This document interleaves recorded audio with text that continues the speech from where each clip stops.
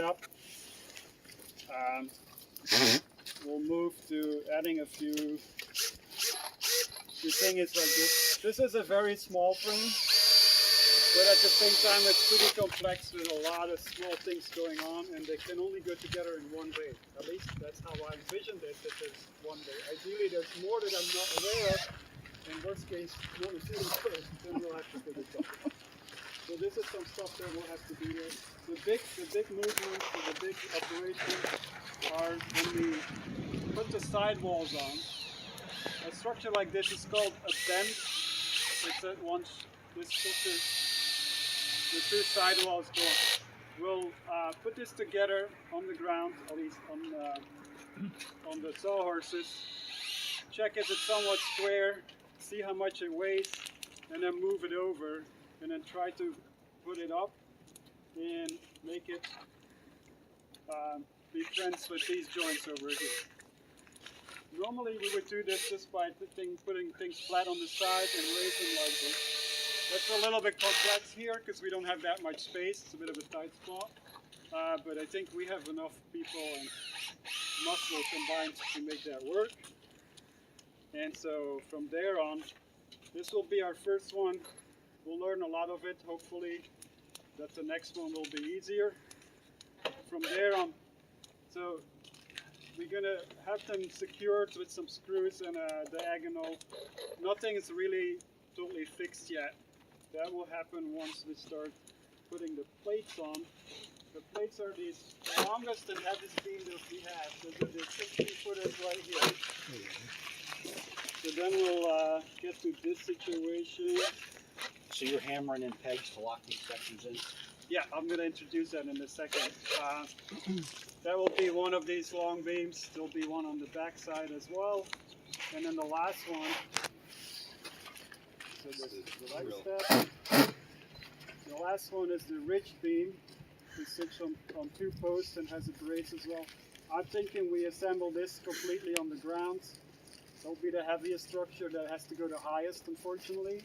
But I think we have a better chance of doing it this way than trying to put this together all up in the air. After that, we're pretty much done. Then we have a bunch of rafters that are stacked in the back. They need a little bit of preparation still, so at some point if people see like, oh, there's too many people there and I want to help do something else, let me know and we can start prepping these. The thing that needs to be prepped is they need like a little hole drilled about half an inch to an inch deep so that the screw can go in and it's recessed and reaches the other side. And then the last step will be those purlins. They're not really purlins, but the roof slats or whatever the term is.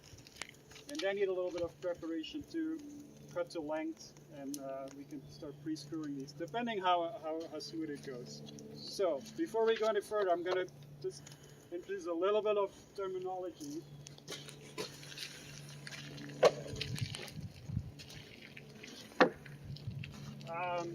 This is all mortars and tenon joinery. The mortars are square rectangular holes. The tenon is the square rectangular piece of wood that sticks out that's going to go in this mortise and gets joined together with pegs. I'll get a peg.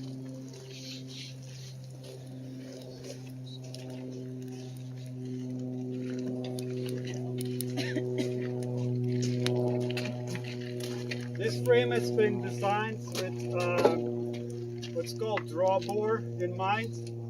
What that means is that this hole and the hole in the mortise it would go into are not perfectly aligned, but they're misaligned on purpose, so when the peg goes in, it kind of tightens it together. Now, we'll see how that works, because these are very strong pegs. They're white oak, and the wood's already kind of dry. We started working on this in the spring, so if we notice that tenons blow out, we'll stop doing that and just go back into the drill and just make it fit nice. Because that's what that took the long.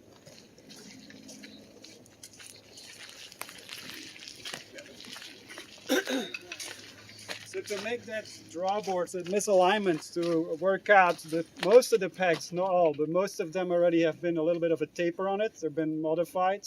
So once we start putting the first bend together, you can have a look on how these two holes don't align very well.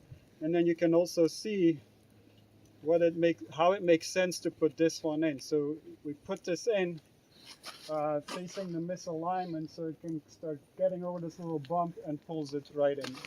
It's an ideal scenario. I'm a little bit worried because these pegs, this is the first time I use 1-inch pegs and it looks very strong compared to the... Yeah, if we start blowing them out, we'll do something else. There's also 3/4 inch pegs. There's only a few places we'll use these. We're just going to screw them in, drill the hole. They're not pre-drilled yet. And that's for small stuff where the siding's going to be nailed on. It's not super important. But I think we'll use a lot of them as loose pegs when we just want to have things keep in place. And it saves somebody having to hold it.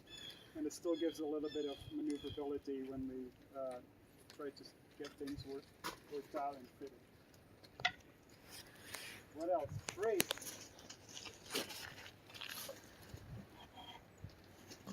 This is a brace or a knee brace. These are the diagonal members you saw in the pictures. They would give structure to the frame in terms of racking, so that they prevent that the building's going to move around. There's 14 of these that are identical. Ideally, they'll fit anywhere in the frame where a brace is needed. But it'd be good to, like when we make a bend right here on the sources, if one doesn't fit very well, we'll try another one. In worst case, we have to modify it a little bit, like if it's too tight, shaving it off a little bit. But, so when someone says, we need a brace here, go get them from this tab over here. There's two odd ones in there.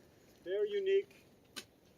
They'll be used on the base, so they'll be out of our way soon enough, and then we only have to deal with these guys.